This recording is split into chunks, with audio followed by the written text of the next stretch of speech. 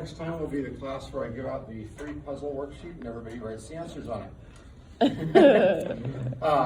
It's and actually a lot of sometimes it wasn't. Answer key on the back, right? Well, yeah, but it's not a very good puzzle if you already start with. I mean, it's just no fun, right? You have to think about it now. I think that's more fun. Like, I'll give you the answer like the next class.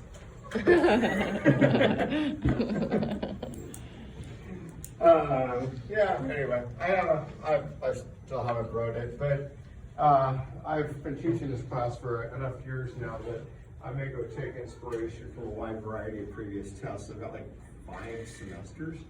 It's starting to get to the point where I start writing the tests. I think about a question. I'm like, I think I've seen that before. It turns out I asked it like 4 years ago. Yeah. Are you gonna post a Lab 5 hamming? Oh code? yeah. I Okay. I'm going to do that. I'll go ahead and do that real quick because all the computers talk to each other. As handy as they do, they're very good at socializing. That's where people got the idea of the social network. The idea was that people would be more like computers. I think it was also 5 last time. Yeah. That's what we're on, right? 5? Yeah. All right. There's always like some of the labs are the same from one semester to the next, and then some of them won't be. And so I always get a little bit confused about the numbers. Especially when, like the lab that you kill the lab 3 monster, it's been lab 4 before. And so half the time when I'm talking about the monster's name, I say the wrong one. All right, I don't remember what the hamming code does, but I'll just figure it out when I'm grading this. That was the 4th, so probably like the 11th or something. But you should do it before the test so you get the question right. I'll set it today then, that'll be fine. All right. Okay, cool. Yeah, I think that stuff's all true stuff.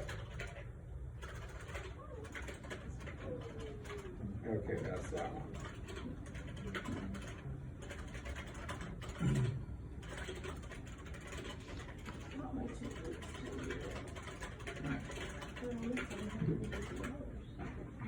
Still pretty good. So like 35% cheaper. All right, so it should have lab 5 hamming codes. Cool. There's your code done too. Here, I'll give you a quick hamming code example too. You can see if everybody's actually awake. All right, I'm going to use that one. I'll just go ahead and make one up. And I'm not really thinking about what the binary means here either. I just need the right number. All right, suppose you get this as a hamming code. It's possible it's an invalid one, actually. We'll see. Could be. Okay, so then it's got 4 parity bits inside it. And so the 4 parity bits would be that one, that one, that one, and that one. All right. So then we need to check and see if these parity bits are correct.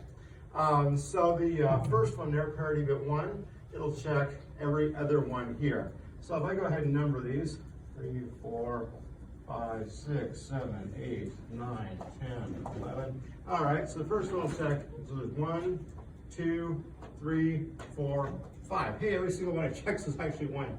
Anyway, there's 5 that were 1, so we'd expect that this one will be a 1. That's correct?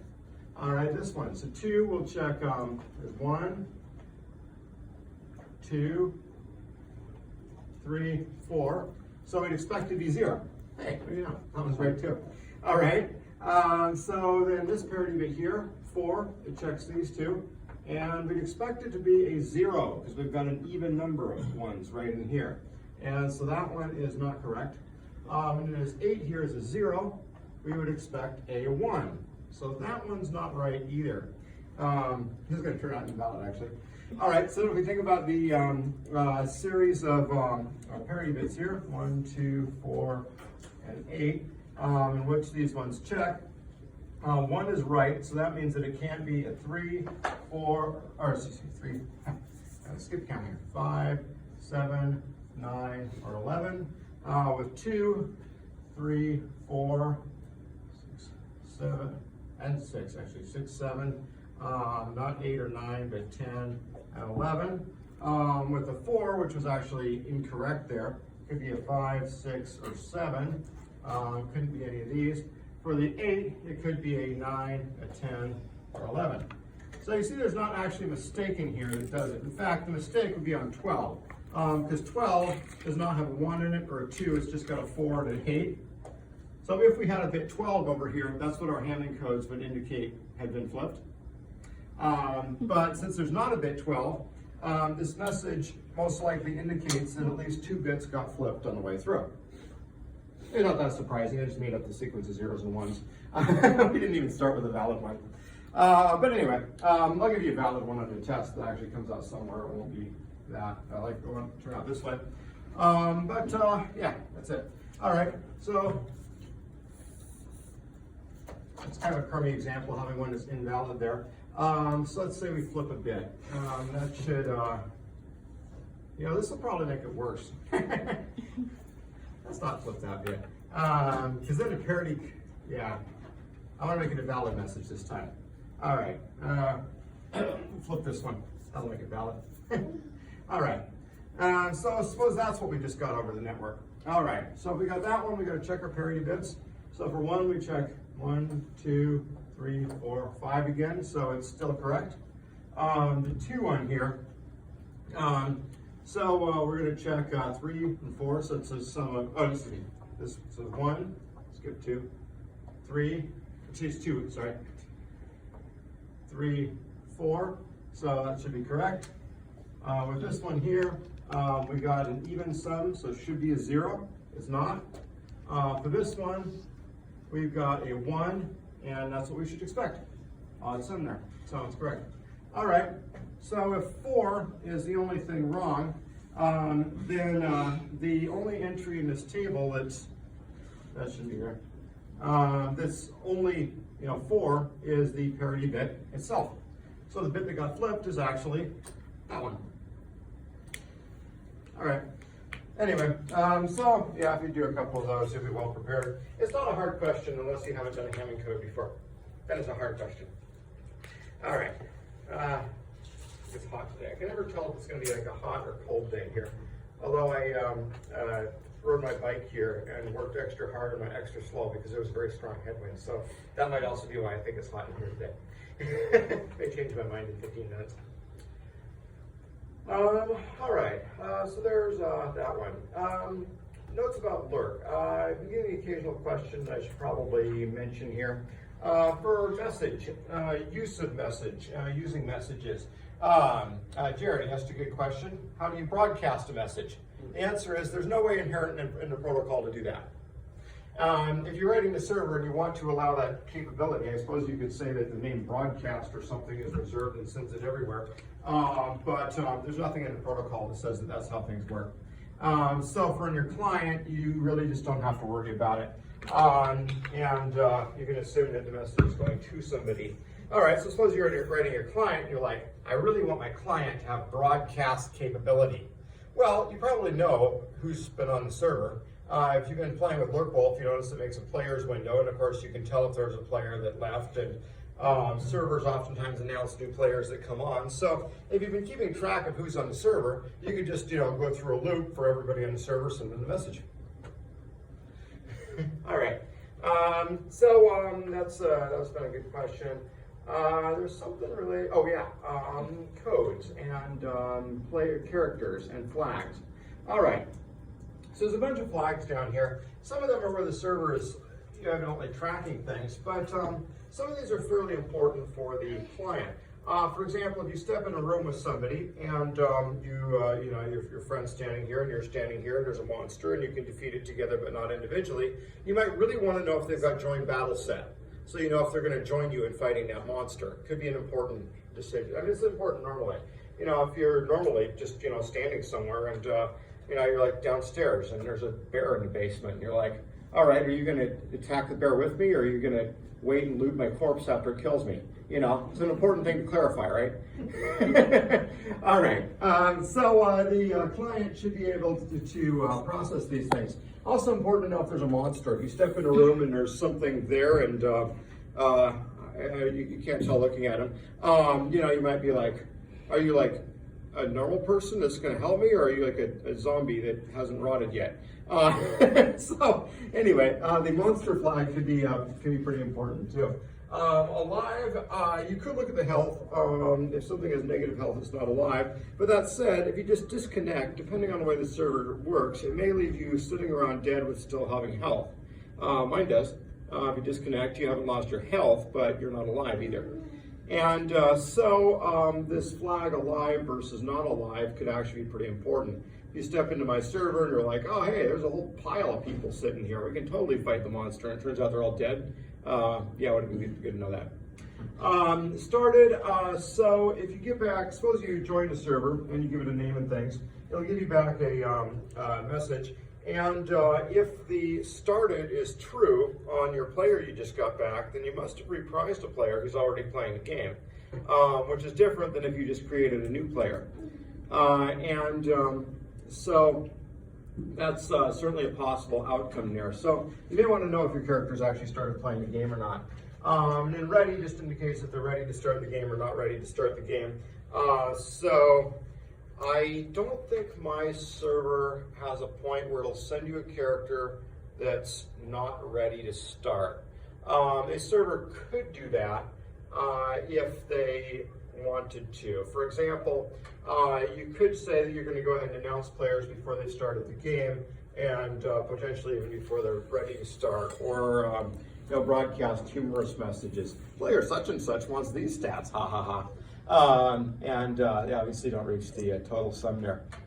All right, and of course, if you get back your character and your character is not ready to start, then you're not going to be able to start. There we go. All right. Anyway, so there's the flags. That's the meanings. They start at the high bit, so the lowest 3 bits are not used for anything at the moment. Reserved for future use. If you decide that you've got an extension on your server, I guess you could use it for something with the version down here. I don't think anybody's doing anything with the version except ignoring it as far as I've heard anyway. Like with the extensions. Because we don't have any server that supports any extensions yet. Okay, mostly I just put them there because the students have already taken this class and finished it and liked it so much they want to come back and make a better server. All right, and PvP and loot. So the client needs to support these. I'm trying to remember what my server does with these things. Because with a lot of these ones, the server can decide what to do. So for example, the server could decide to tell you that you're not allowed to do PvP on that server. And so then you get back a message 8, an error with error code 8, and you wouldn't be able to do that on that server. All right, results may vary on that. You just got to keep that in mind. Okay, I think that's about it for things that have come through and haven't been a bug that's specific to somebody's client. Okay. I don't think anybody's asked me about, that's right, I won't get asked about that for about a month. Okay. In about a month, people will start to ask me what's a good way to calculate fight results. And usually people that ask that are not Dungeons and Dragons players. Usually they come up with something that's overly complicated. Anyway, all right. Where were we left? We finished talking about that. We were starting to talk about media access control sublayer, and I didn't reprocess it. Any other questions that have come about the client? I've seen multiple clients now, so I know people are working on this, which is good. Because it's due soon, and it's worth a lot of your grade. So you really should be working on this. Okay. And then the midterm review, I should add that. It's actually on the internet, or the website.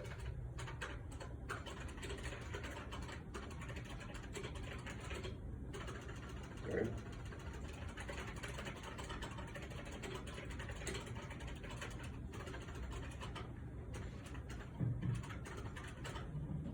Oh, I can't type it in. All right. Since I can't type, I should probably be using something else like Microsoft Front Page. I should teach that one, you know.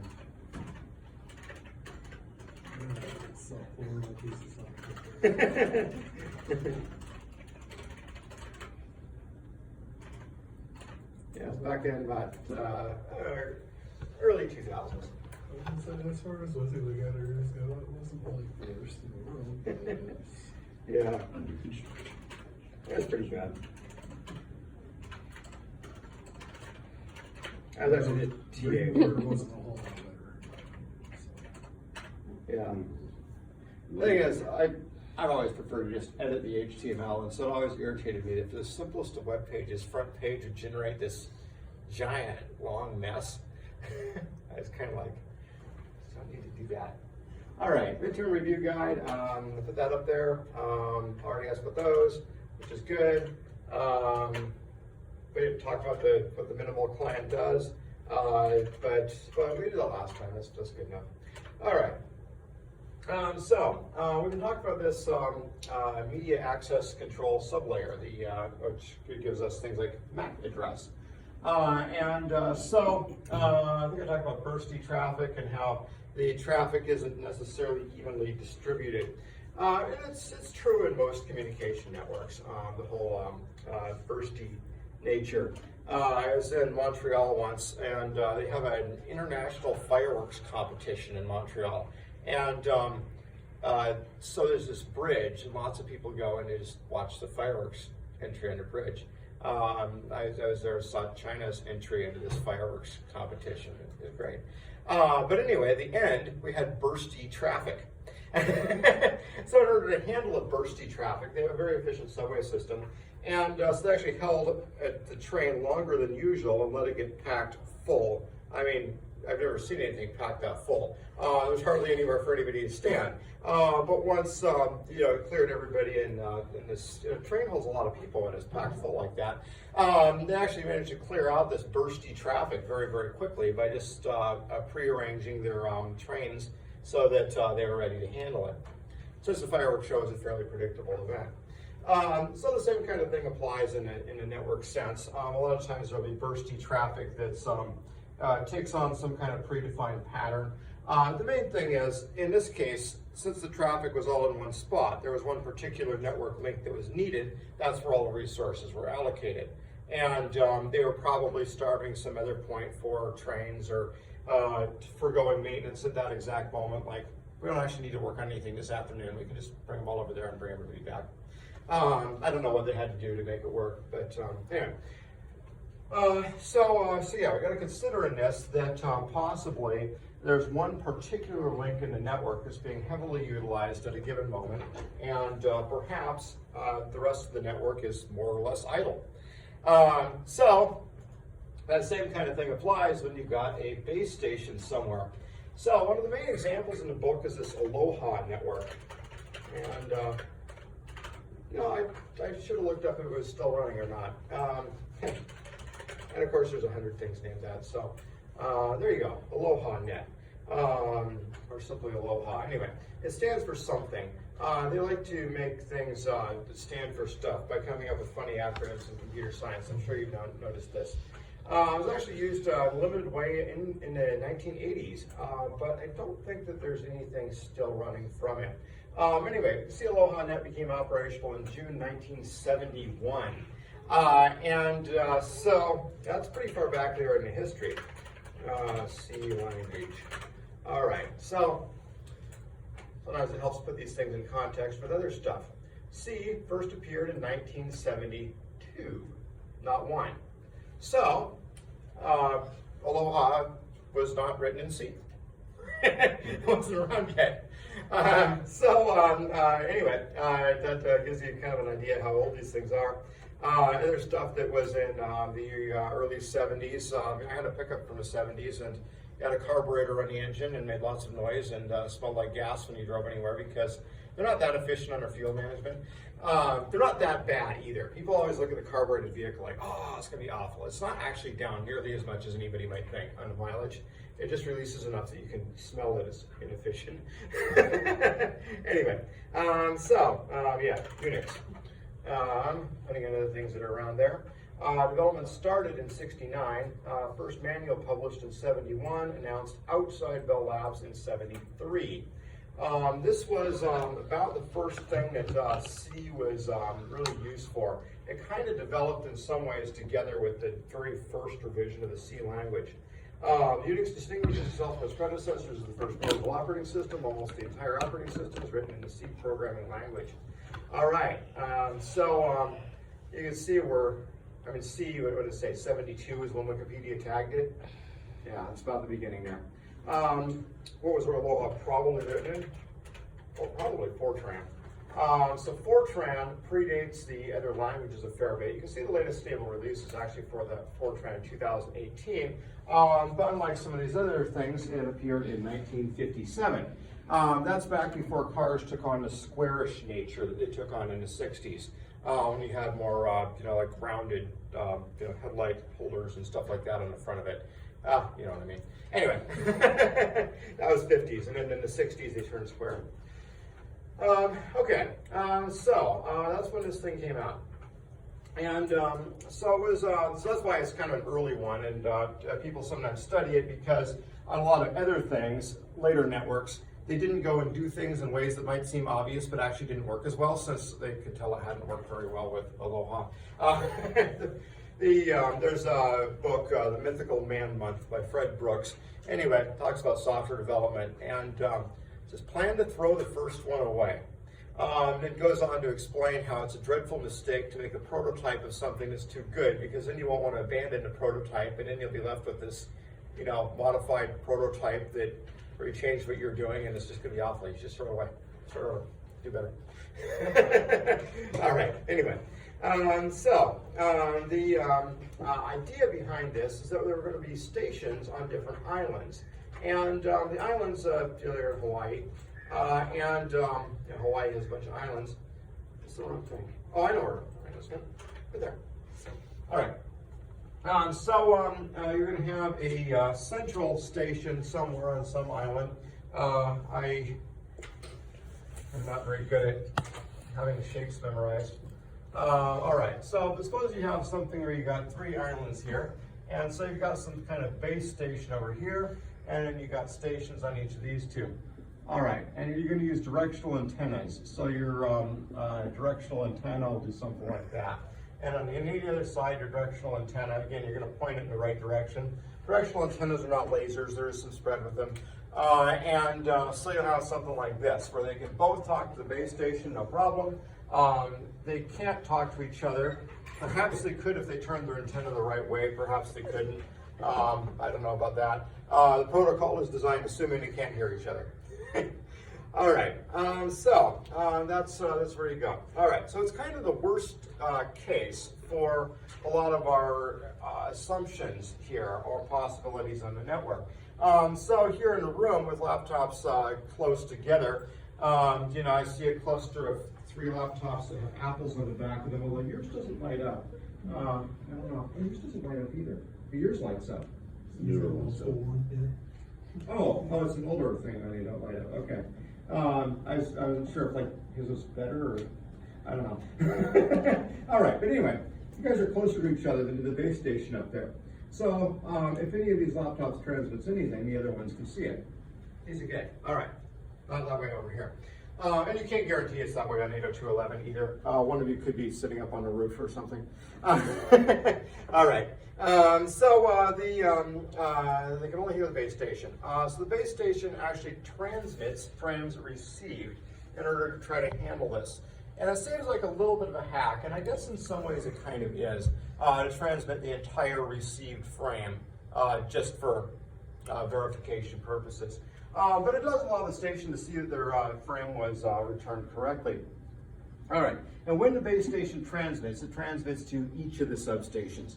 I don't know quite how they had this set up in a antenna sense, if it had multiple directional antennas, or if it had an omnidirectional antenna that works with the directional antennas on the other ones, or something like that. All right, anyway, so it's going to send out like that. So it can help determine if there was a collision, because if you get back your frame and it's mixed up with somebody else's frame, then obviously there's been a collision. Also, the base station is busy sending out frames.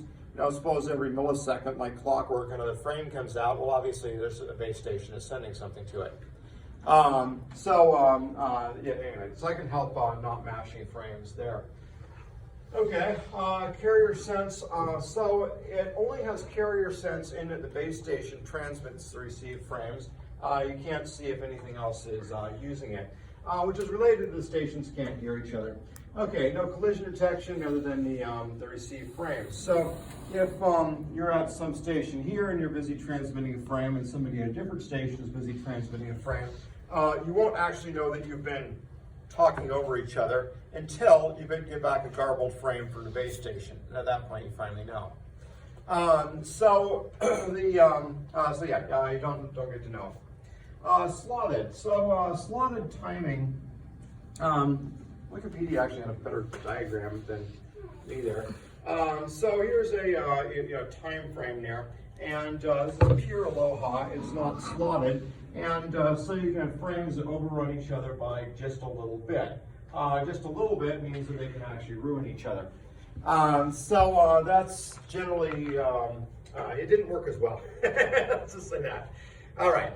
So pure aloha is set up that way, but later slotted aloha was added. All right. Anyway, so with the non-slotted, like the original one, they're getting about 18% utilization, so there's oftentimes a Poisson distribution is used to model these things, and it's not always a very good assumption, but it's generally a good assumption if you've got a bunch of users on the network. And so when they follow that distribution, utilization is about 18%. So this is, when modeling a network like that, I mean, that's a pretty good distribution to use for a regular one. For a home network, home networks are different because a lot of times there's not that many users. I guess if you have a lot of people at home, like if I'm home and I'm the only one at home, I can use a computer in my living room, or I can go down and use a computer in my study. I guess sometimes I use them at the same time, so I'll log into one from the other and update the one I'm not at. All right, maybe it is a better distribution than I think. But generally, home users will tend to pick one to use. I was just picturing, if I have both computers updating themselves, and then I turn on the Blu-ray player and start watching something, which is also a device on the network. And now maybe I'm being a Poisson distribution, I don't know. All right, yeah, they can do that. All right. Adding slots, actually, oddly enough, about doubles utilization. Since and this is under your reasonable use.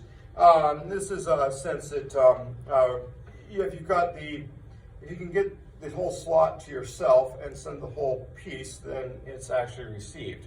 You kind of save your progress. I do live in a house with multiple people, the smaller people don't usually go work on the dishwasher unless they're asked to, although the smallest one does, whether she's asked to or not, which is a dubious benefit sometimes. But if you get the dishwasher like most of the way empty, I'm always like, oh, let's just finish it, save our progress, because otherwise somebody's liable to start putting dirty dishes into it, especially the shortest one. So you got to save your progress. Same thing applies to frames. You finish the whole thing. With the dishwasher, it results in decreased efficiency, even though part of the operation can be salvaged, so to speak. Whatever's been put in the cupboards is already there. But with the frame, you end up losing the whole frame. Yeah, better that way. Okay. So, yes. And then all right. I should mention one more thing about collisions here, as long as we're talking about them. So, I'm talking about this in a radio sense, but the same thing applies to, for example, classic Ethernet with a hub. You can have a collision on it. I should have brought in a hub. I'm sure I have one around somewhere. But they have a little light on them that indicates a collision. And so if you have a lot of traffic on the network, the collision light starts to blink quite frequently, which is a problem if you have a hub with a lot of ports on it. Most of the home network ports, like home network switches, they either 5 or 8 or sometimes 4. But if you had a hub that had more than that, the odds of getting a collision increased. I remember sitting next to my home network one, which only had about 5 ports on it, and watching the collision light blinking because I had two computers sending stuff, and then one other one, I think it was my brother's computer, he's surfing the internet or something, and so there were very frequent collisions on it. So it's not just a wired thing. And on Ethernet, it does the same thing. If you have a collision, it ruins the frame that was sent. So carrier sense is available and wired most of the time. Even the hub can sense that there was a collision because it can sense the traffic on the wires, and so can the computers on each side. So in a classic Ethernet sense, what they do if there's a collision is actually back off for a random amount of time and then try again. And it works. It's a little bit funny, but it's also the way people work. If you ever watch a group of people at a meeting, if two people start talking at the same time, they usually stop and then retry after a random amount of time. Yeah, sometimes people kind of tend to pick shorter random amounts of time and then they end up talking more. I've never heard of people hacking their drivers to make that happen, but it could be tempting. All right, yeah, all right, usually available provider. Okay, so if you have carrier sense, then it avoids collisions because you can wait for transmissions to finish before you start sending. Yeah, that can work pretty good. Especially if there's not a slotted type system. So then you get into this question, what if lots of senders are waiting? So suppose what you have is one sender's kind of dominating the whole thing. They're using frame after frame after frame. And so one can logically expect that if they've used the past 100 frames, they'll probably be using frame number 101 as well. So if you start sending something on frame 101, then it's going to cause a collision. And generally speaking, you probably don't want to cause a collision. On this, if they've been sending 100 frames in a row, here's sender A and sender B and sender C. All right, so A has got this long series of frames, and so we're wondering about this one right. This one right here. All right. So this is going to waste bandwidth, but suppose B and C are both waiting to send, and then A doesn't send something for a frame. Hey, they're finally done. All right, let's go ahead and both send. All right, now we got a collision and ruined them both. So it's not necessarily perfect to have everybody else dive in as soon as whoever's finished sending is finished sending. It can actually pretty well guarantee a collision right at the very end there if there's quite a number of senders. That can happen. All right. Now, even if you have carrier sense, there may be some kind of propagation delay. Think about satellites here. If you're using a radio or using a communication with a satellite that's in geostationary orbit, and you've got say 100 millisecond time up to the satellite and 100 milliseconds back. Now, even if you can have some kind of carrier sense added to this thing, it's going to be a while before you can tell. And you're only going to tell in the satellite sense because it's relayed from the base station. You're not going to see that somebody else is sending to the satellite. All right. So there could be a delay there, but there could be a delay anyway. The speed of light is fast, but over long communication distances, it's not infinite. It takes a lot longer to have a noticeable delay with the speed of light than sound. This is why when we do thunder and lightning, we think about the speed of sound. We don't think about the speed of light. You just count off seconds and then you multiply by the speed of sound. You don't subtract that number of seconds multiplied by the speed of light because it's not really, it doesn't matter. All right, that's fast, just not infinite. All right, so there can be some propagation delay. The other reason you can have propagation delay is if you have some kind of relays that take a while to react.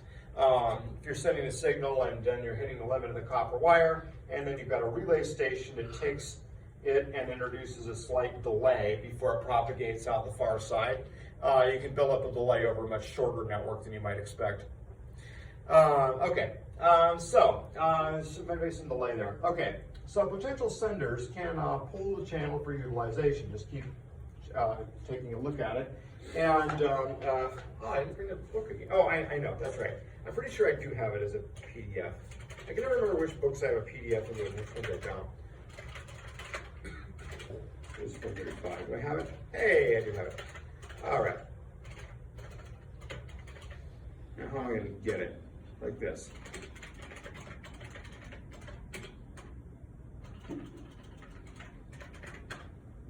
type the whole thing, that would be a lot of typing. Oh, not me.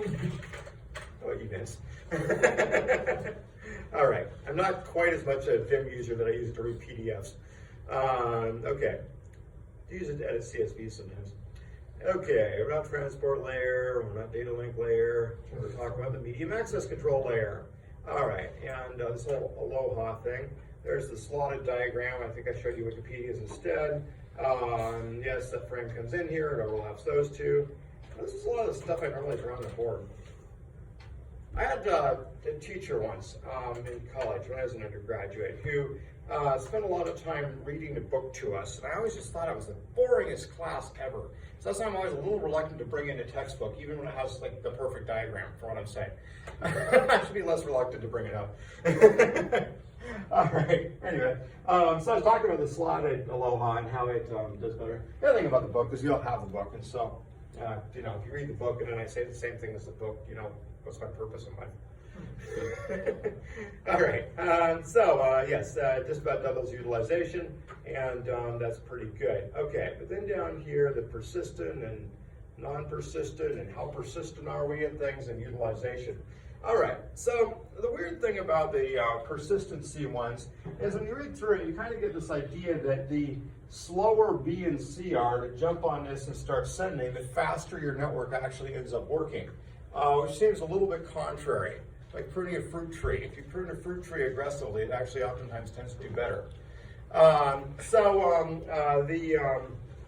Yeah, all right, so there's a few different strategies you can use for how persistent each of these ones are to jump in. I'll probably just let you look through these things and see it, but basically, pays to think a fair bit about how B and C are going to jump in, whether they're going to jump in immediately or whether they're going to wait a while. Now, collision detection. All right, so some of these strategies all kind of tie into each other. Having a carrier sense and being able to pull for utilization gives you a lot less collisions. And if you've got a lot less collisions, then mitigating the collisions is less important. And so really overachieving in one area here can oftentimes help the rest of the areas considerably. Yeah, anyway. All right. So, we did the book picture, look at that. Yes, you definitely want to stop right away if a collision is detected. Like you say, not usually available with wireless. Okay, so I kind of want to move on to avoiding collisions completely. Hey, is there a token ring in here? No? Oh well, whatever. I'll draw that one in. All right, you can avoid collisions completely if you come up with some sort of different strategy for the network. And that can be appealing. I don't think that token ring is very popular anymore, but let's talk about the strategy anyway, because is 272. was it? Page 272. Oh, is it? It is on there. All right. Well, I'll go ahead and draw it anyway, so I can move the token around. All right. So, all right. Here's a network. Now, the ring is virtual here. The computers don't have to be in a circle. Wires are long and skinny and bendy, and the ring may be entirely virtual in the sense that the wire might not go in a continuous loop at all. But logically speaking, the computers are arranged in a ring. All right, so you have computers here like A and B and C and D and E. All right, so the plan on the token ring network, you know the protocol, I've actually never been in a meeting where we had to do this, but you just say, all right, this is the magic wireless mouse. If you're holding the wireless mouse, you're allowed to talk. If you're not holding it, you can't talk. Since I'm teaching the class, I guess I should just put it in my pocket here. Anyway, so this forms the token that you can use when you're speaking. You guys are welcome to ask questions. I didn't mean that nobody else is ever allowed to talk. You give a token. So suppose A has a token. All right, A can send. Now, usually there's a number of rules that govern this thing. For example, you might want to limit the amount of time that the token can be held. If the entire point of the token is that you're going to work out a problem between two people, and so one person holds the token, and they just go on with a litany of problems that the other one has caused starting in 1970 and ending at present for the next hour, that might not actually be a very valuable way to do this at all. The fact is, you're going to say court and listen in on a case, which is not a normal thing to do. My dad was an attorney, and so I occasionally did when I was young.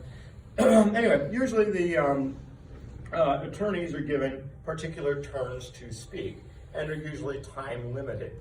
That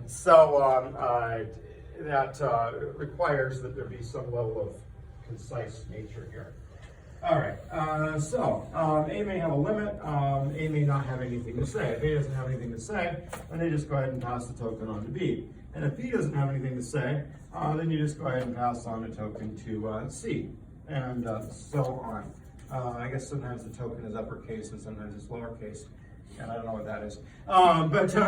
Anyway, so the token can go around the network like that. So, if you have something to send, the amount of time that you have to wait depends on how many other computers are on the network. And I mean, this is natural. If you go to a meeting and there's a dozen people there, you usually figure you're not going to get to talk a lot much, right? And I realize a lot of times when you go to a meeting, it's boring, and so the only thing really entertaining is to talk, and so everybody wants to just talk about whatever. So the meeting goes on forever. Whereas everybody just kind of agrees, like, let's just decide later. It's our committee, and that's what committees do. All right, we're done. All right, I don't mean to give a bad impression of meetings. Meetings can be good. All right, so when my research team has a meeting, well, half the time we end up talking about 3D graphics. I mean, we work in 3D graphics, but anyway, whatever. The token ring does that. Now, the amount of latency here, though. Suppose actually what the token ring network is, suppose it's set up like this lab in here, and there's 25 computers on the network. And so the other day on Monday, my son came by here for a little while. He needed a place to be for about half an hour. And so after my lab session finished, we played Unreal Tournament using 2 of the machines in the room. Now, the rest of the computers in the room were just sitting there idle. There was nobody left in here. So it would have introduced extra latency in our game if every time one of our computers needed to communicate with the other, the token had to go all the way around the circle. So that's a disadvantage on a token ring style network. They do kind of excel in an efficiency sense. If all the computers in this network are very busy and have lots of stuff to say, eliminating collisions will actually help a fair bit. It's a bit of an efficiency hero here. We're going to do the same thing all over the place.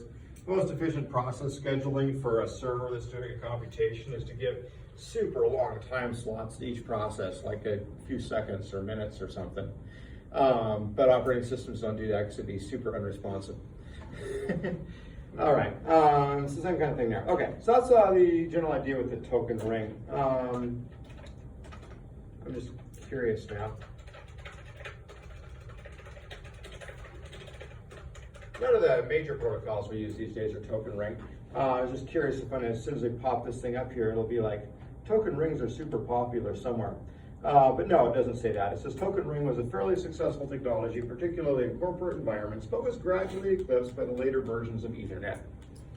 That's the history I remembered. But sometimes the history you remember and the history that happened in the past year are different. Good idea to update occasionally. I've learned to stop saying that C++ does not support things. I've got myself in trouble too many times saying that. C++ is not garbage collecting. And somebody else is like, oh, really?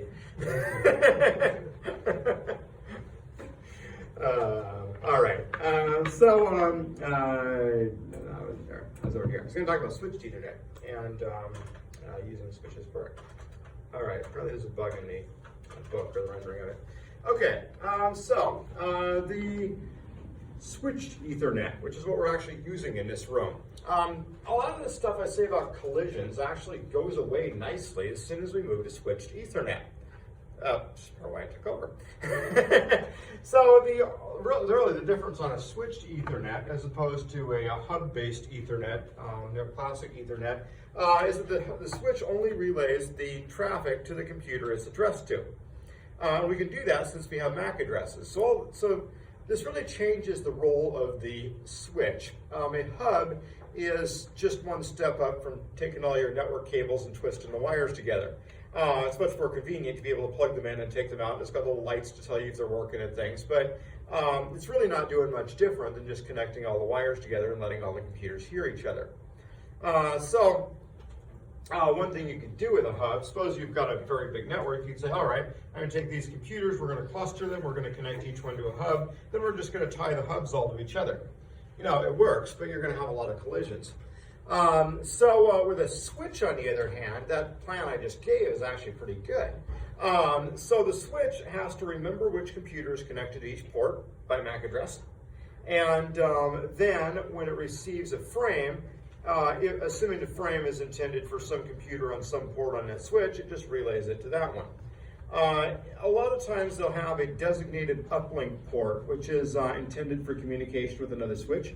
And it will, if none of the ports have the right thing on them, then off they go out that direction, and maybe they'll reach their destination, or maybe they won't. So it means that it actually has to be a device that has memory and looks at what's connected to the ports, and then based on that, does this relaying of traffic. Now, one advantage of that is if you've got a switch, and it's got enough ports that you've got 4 computers connected, and computer A starts sending to computer B, and then computer C starts sending to computer D, then it doesn't get relayed to anybody else, and both of those two can make a full bandwidth connection between each other. So when Luke and I were playing Unreal Tournament back there, the rest of the computers in the room weren't actually involved at all. One of us was running the server, and the other one wasn't, and so those 2 computers were communicating with each other, and nobody else had to be involved. It makes the traffic somewhat more private. If you have a hub on the network, you can see what's going on. So if you, say you live somewhere with roommates, and since you're in this class, if you live somewhere with roommates, you may have turned into the IT person. So suppose you want to know what everybody's up to. Just go find a hub at a garage sale somewhere, and you probably got everybody running into a switch and then some sort of a router on the way out. We'll just put the hub in the middle there, and then you can connect another computer, and you can see what's going through the wire. Just have it show you everything. Now, that said, most of the traffic's probably encrypted, but then you can come back and be like, so I see you've been spending a lot of time talking to this particular server. Then you won't have to be an IT guy anymore. All right.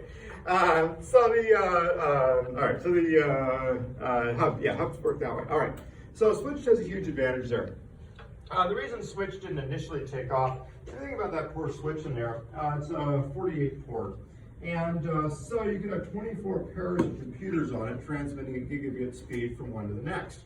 Which would mean the thing in there has to transmit 24 gigabytes per second of data internally. Which actually is about as fast as the main memory in these computers. Anyway, kind of asking a lot of the switch and all of this transmission from one port to the next. And so it ends up being an expensive device. They tend to grow, they're cheap if you just have a few ports. If you just have a few ports, then there's not that many pairings that it's actually going to have to transmit data for. And not that many ports to remember, and so they end up inexpensive these days. They used to be expensive. This also means that if you have a 10 gigabit switch, the number of bytes per second that the thing has to move internally gets to be shockingly high pretty quickly. Which tends to keep the prices up on the mini port 10 gigabit switches. They'll eventually come down, that's what technology does. All right, so for a long time, a switch was just kind of a luxury that you wouldn't expect in most Ethernet settings. The lab I started learning to program in at Skagit Valley College had 10 megabits.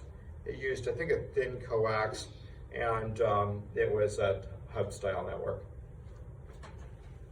All right, so that's switched and switches. I want to briefly mention a little bit more about switches as long as we're on a note. But that's kind of before we go to the next one. So a layer 2, we're talking about layer 2 here. A lot of times we don't put the numbers on these things. We probably should talk about numbers more often. Everybody here likes numbers. All right, so network layers. This will work good. This has good numbers. All right, so we're talking about layer 2 switch, data link layer. We go down here and talk about, there's layers, 1, 2, 3. All right, layer 2, data link layer.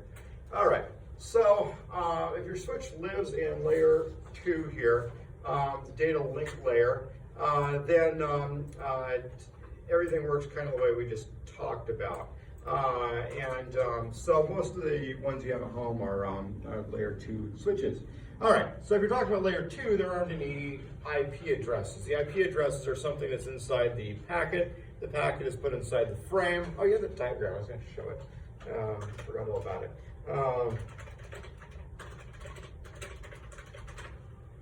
Hopefully I find this quickly. There it is. All right. What that one? Cool. All right. Here's an example. All right, so we're talking about the data link layer here, and so we've got this frame, and so the frame is a header and a footer. We saw that, and so inside the frame we've got the frame data, which on this layer we really shouldn't have to look inside it. It's a little bit of a layering violation if you start looking into the contents to figure out what's in there. Our contents here are a packet. So there's a packet. You got an IP header and data from that's in here. This diagram uses UDP on the transport layer. We'll probably spend more time talking about TCP, which is what we're actually using with these LURC ones. But we'll mention UDP at some point too. Anyway, the application gives data and it just gets packaged a whole bunch of times. It's like when you get a package and you got a box, and so you open the box. And inside the box, you've got something that's shrink wrapped, and inside the shrink wrap, there's another cardboard box. And inside the box, there's a clamshell plastic packaging. And inside that, there's a micro SD card. Anyway, this is inspired by the networks, probably. I don't know. Okay. Where was I going with this? Oh, back to layers. That was it, and switches and stuff. Okay, we're not dealing with IP addresses at layer 2, even though we're transmitting them across the network. Now, so we don't look at them. Okay, so layer 2 switch, if you had a hub on the network somewhere, you can just take a layer 2 switch and unplug the hub and plug in the switch and everything would be good. It's possible to confuse your switch if you are doing a lot of reconfiguring the wires on it. Most of the time, the layer 2 switch is a simple enough device that'll adapt to all this, and you won't have a lot of trouble.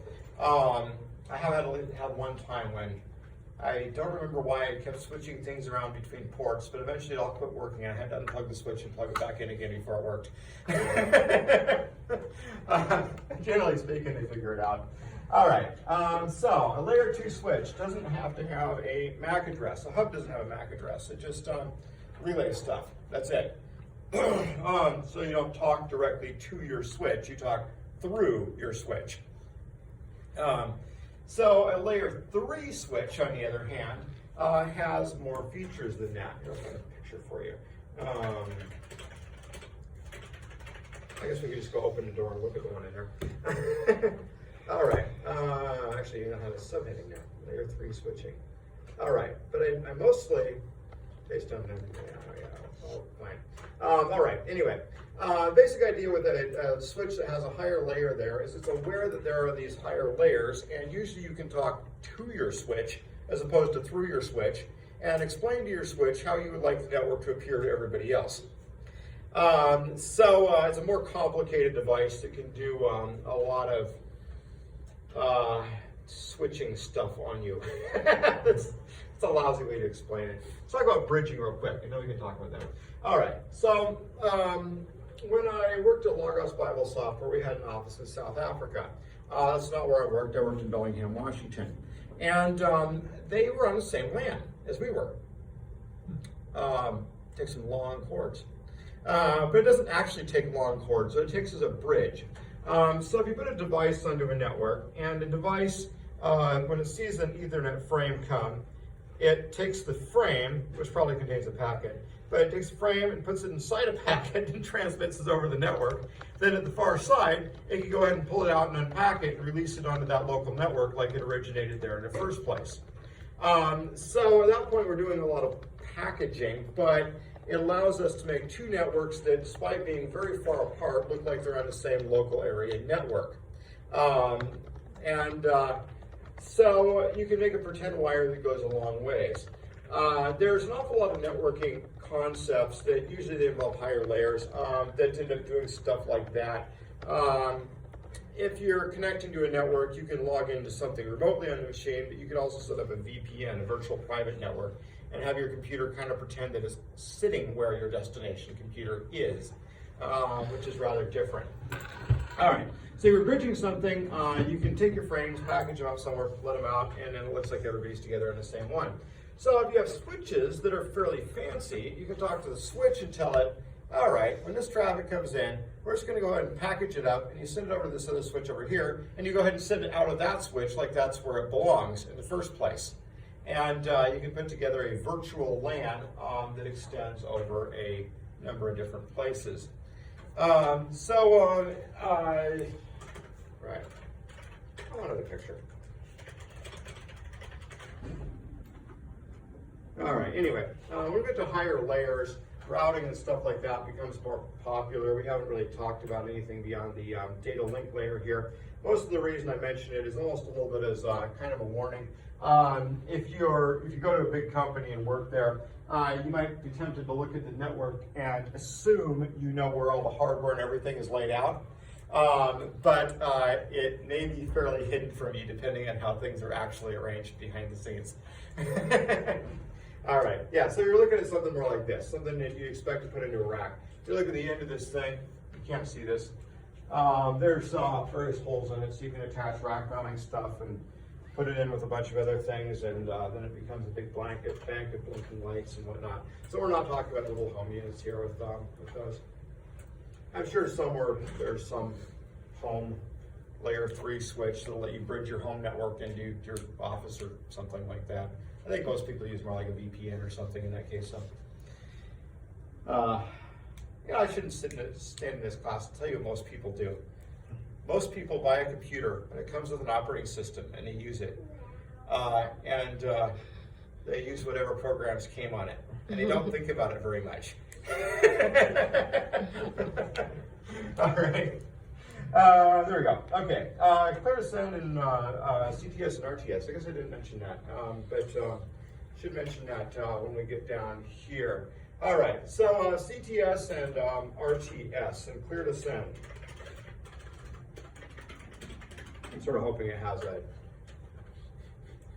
Yeah. All right. Fine. That's the problem with the does. All right. So there's a few different options here on these flow control ones, all up in the 802.11 ones. 802.11 is a network that we actually use. All right, it's actually an optional mechanism, and it's used by 802.11 networking protocol to reduce frame collisions introduced by the hidden node problem. We mentioned the hidden, I should have just got their diagram. All right, well, hey, my middle one's B. I call the other two S. And I use directional antennas in my picture, but this is just the base. They just don't have the range to reach each other. Anyway, that's the hidden node problem. I never mentioned the term good put. I should have. It's an amusing word, good put. Anyway, basically the throughput of a communication, like the amount of useful information bits delivered by the network. It comes about as, people talk about throughput a lot of times, and they'll give you like a theoretical number that's never really reached under normal circumstances. So good put is more like a practical, like this is what we actually get through our network kind of number. Yeah, they put together good and throughput. So there you go. All right. Most of the time, if you go measure a network, at some point when it's actually being used, you get a number that's more like good put than throughput. If you come here to the college in the middle of the night and benchmark it like 4 in the morning from this lab, you'll get something that's probably close to gigabit speeds both up and down, but that's not, normal. Now, usually with good put, you're measuring how much goes through the network, which is different than how much an individual user can use on the network. So maybe actually that's oversimplifying it too much there. All right. Yeah. All right. Practical solutions exist to hidden node. For example, request to send and clear to send can do that. All right. The way these ones normally work, the access point will keep the various clients apprised of whether or not they should be able to go ahead and send things or not. Here's what you'd see inside the RTS and CTS frames. The frame control here identifies the type of frame it is. But you'll have, request to send is coming from some, we're going to send from here to here. That's our plan.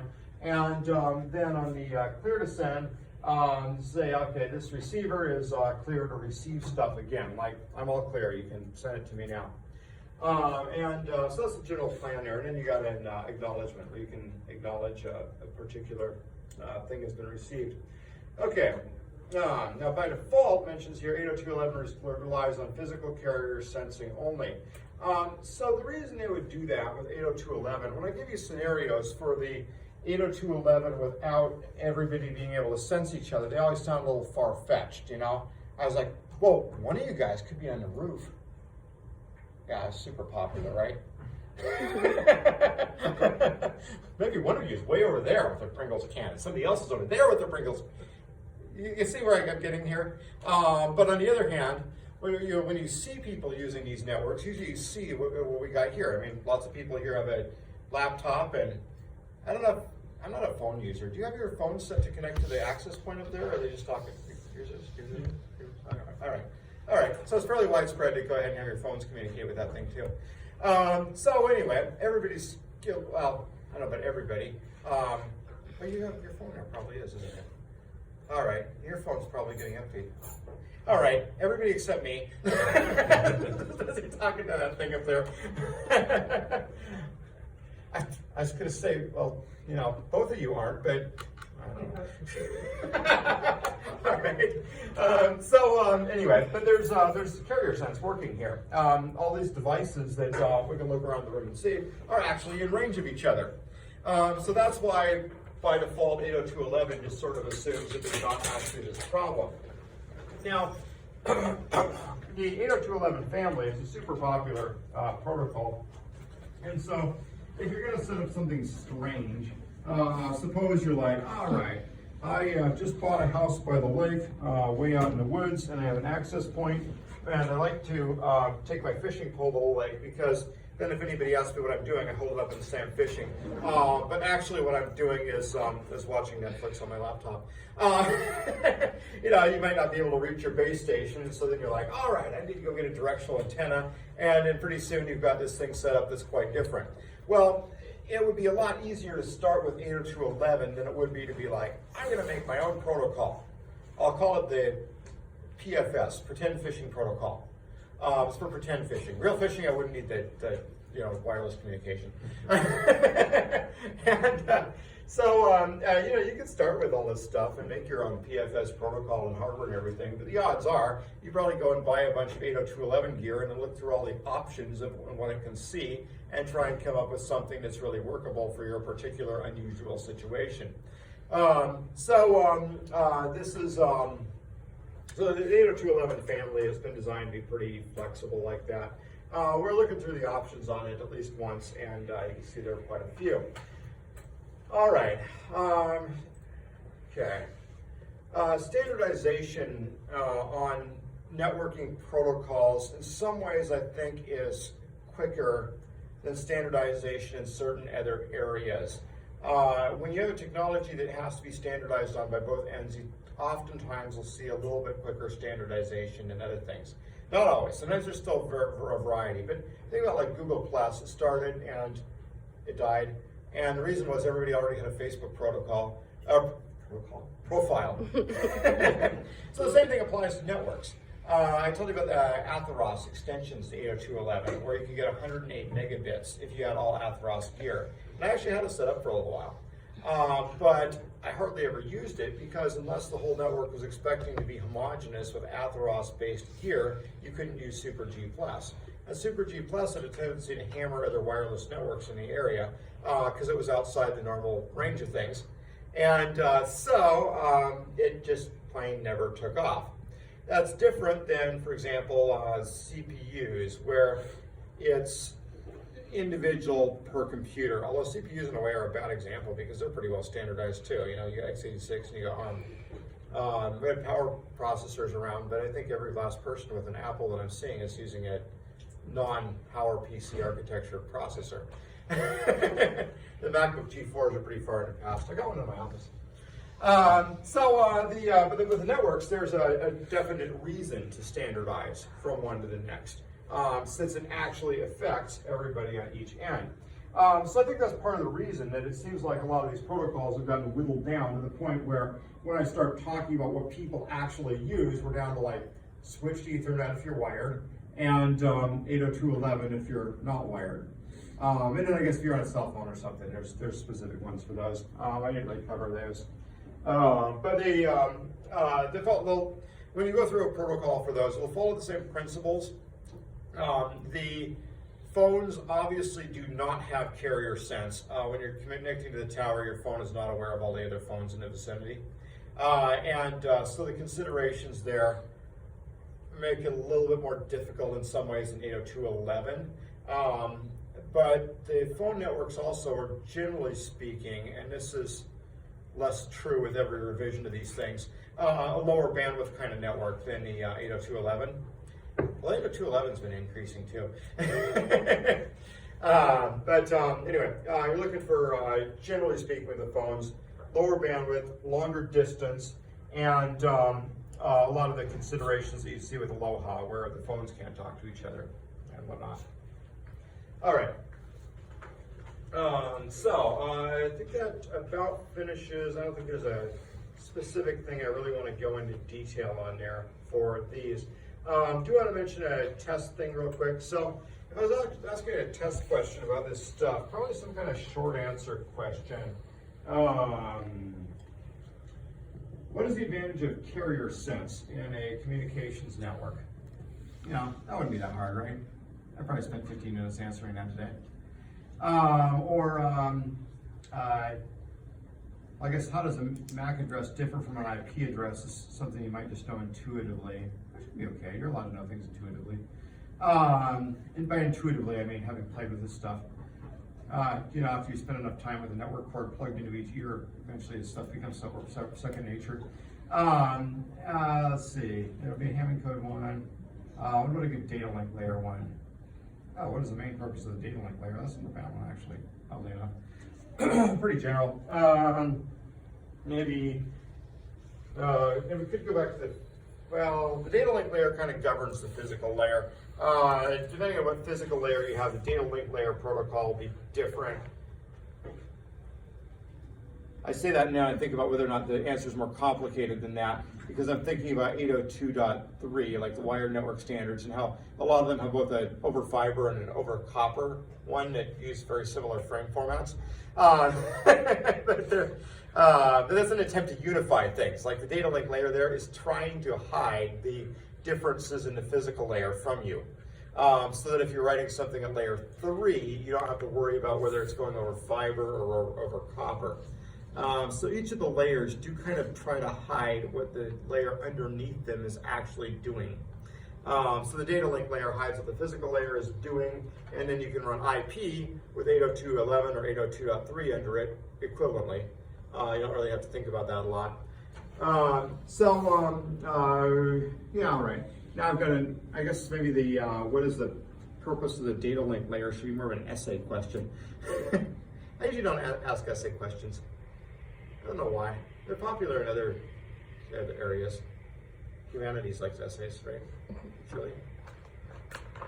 All right. Anyway, that'd be good, or maybe something like it could be a multiple choice. Could have something like, which of the following does not have carrier sense? 802.3, 802.11, which is a bad idea for multiple choice because somebody could actually argue for that. I need two more.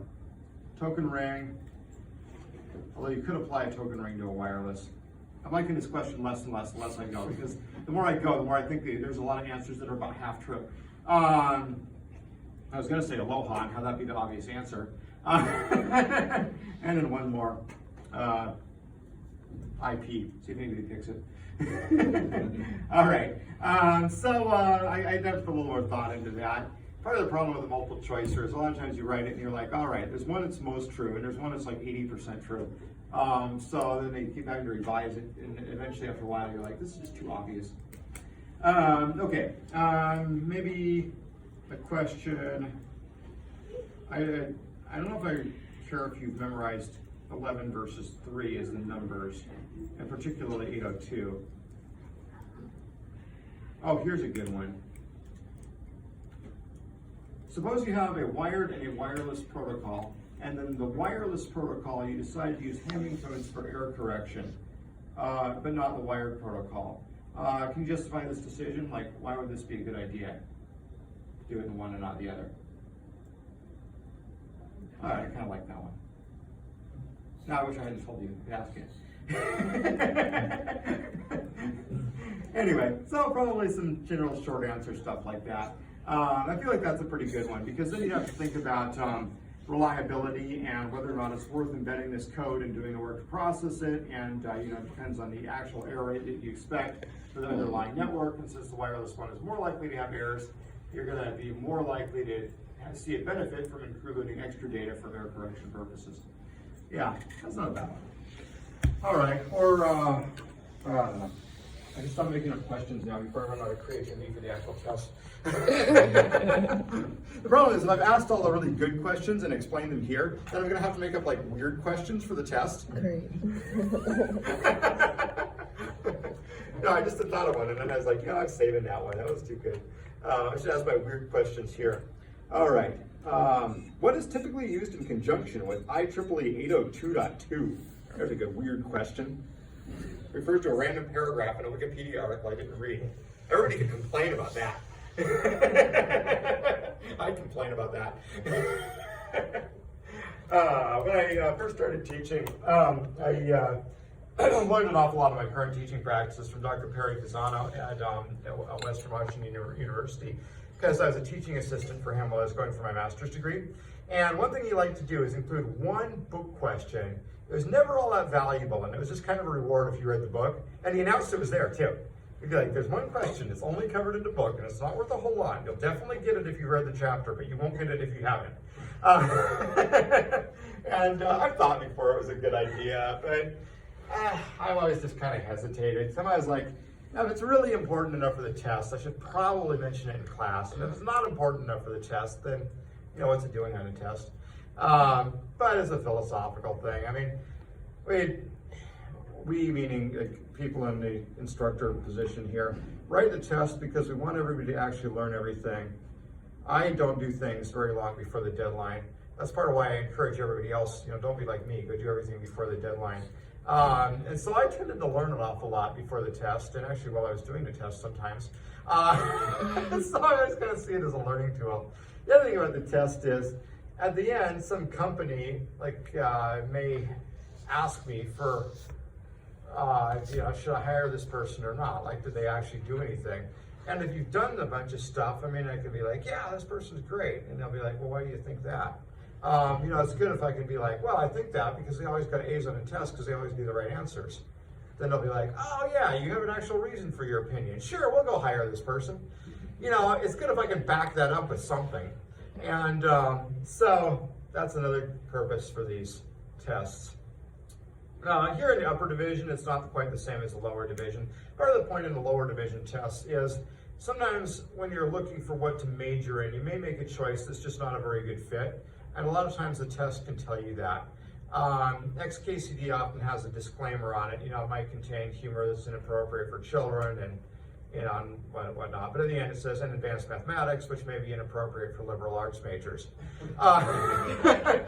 So if you're taking CS 111 or 108 and you do very badly on the test, it might show you that perhaps this is not the most desirable career path. So that's a common purpose there. Here in the upper division, I usually don't expect that a lot of people are going to fail the test, unless I design a test in a way that makes everybody fail the test. I've done that before. I did that in CS-435 last spring. And in that case, it can be kind of an eye-opener for me. Oh, hey, you've just been making noise and not sense. And usually that's my takeaway. If in an upper division class, everybody is really bad. That said, sometimes people tend to get a little bit sloppy in their study practices in the upper division. They're like, hey, I made it. I'm graduating soon. What do I need to do anything for? And so sometimes when you see the test, you can be like, oh, I just got 20 points below the median. I think maybe I've been doing something wrong here. It can be kind of a good little eye opener there too. All right, so there's a few points in the test. But generally speaking, the test is not designed to make everybody fail the class. The way you fail this class is you don't get your server done. Yeah, that's my philosophy of testing. You can totally fail the test. I mean, if you just like don't bother to write the answers on it and get it back, what's going to happen? That's that. As far as how this test usually goes, so this is a weird thing on classes. I've got classes where everybody tends to do really well on tests, and classes where the test comes out low. This is a class where sometimes everybody tends to come out a little bit on the low side. And the reason is because there's a lot of stuff that I actually kind of ask you to remember. What's carrier sense? We didn't go do a lab with carrier sense where we took our, set up one of these weird AO211 configurations I've been talking about and see that it doesn't work as well. So you actually have to, read the book and learn it. All of our colleagues in biology are very familiar with this practice of you listen and read the book, and then you study the book, and then you learn everything, and then you get a good grade. I mean, this is like really common in the other sciences, but it's weirdly rare in computer science because most of the things we can test. I'm sorry, I'm running out of time and I'm just rambling. I was talking to my biology colleagues once about this, and I'm like, yeah, it's kind of like if, when you're busy giving a lecture and you're like, oh, I just remembered moose have this problem of mange occasionally, and that totally ties in with, I didn't even think of this. All right, poof, there's the moose with mange. Let's talk about the moose with mange. I do that kind of thing all the time, and they don't get to do that. So I think sometimes it just seems a little bit weird that you have to actually go and remember something that was said in the book, and I totally understand. That was always the type of test I had the worst on too. Total sympathy here.